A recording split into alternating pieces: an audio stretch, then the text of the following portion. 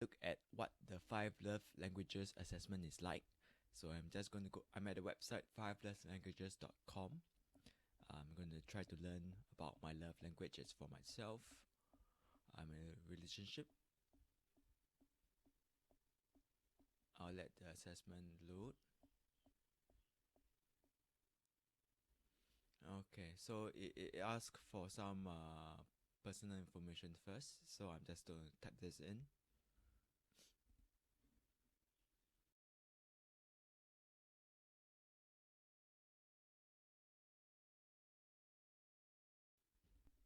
So I'm done. I'm just going to start assessment. Okay, so this is one of the questions that I receive. It's more meaningful to me when I receive a living note, text, email for no special reason from my loved one, or my partner and I hug. Oh, it sounds like the first one. And this is just one of the a couple of questions. So I just going to continue to the end of assessment, and we'll be back with the results.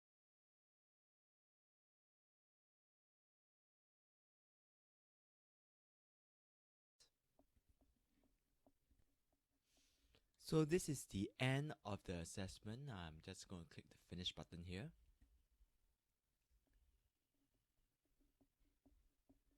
So this is the report, the love language personal profile.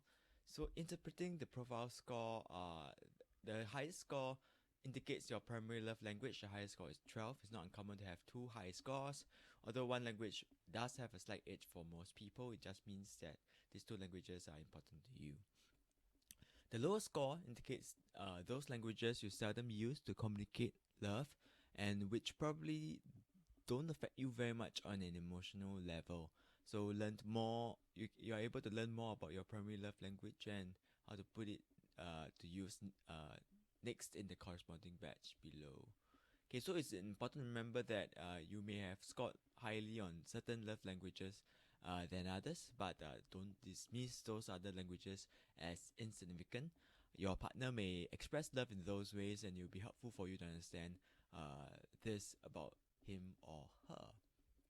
In the same way, it will also benefit your partner to know your primary love language in order to best express affection for you in ways that you interpret as love.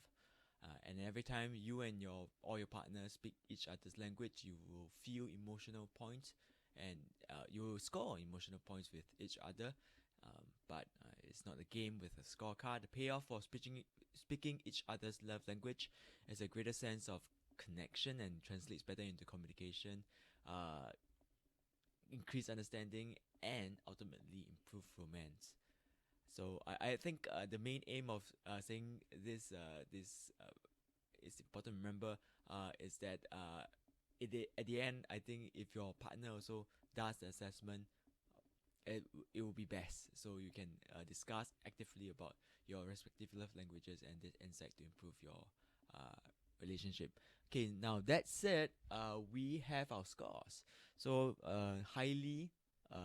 my most highly ranked one is the acts of service love language, followed by quality time.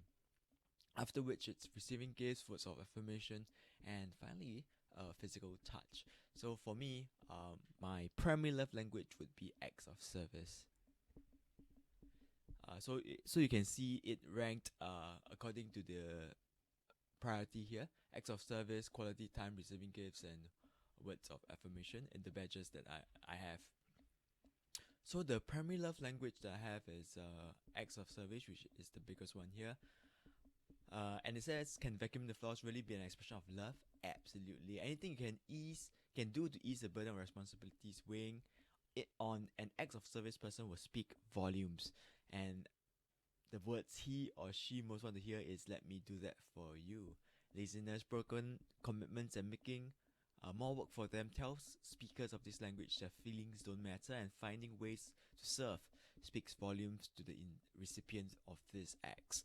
So apart from this, I also have other four love languages that are slightly ranked lower. So just below the acts of service would be the one that has quality time.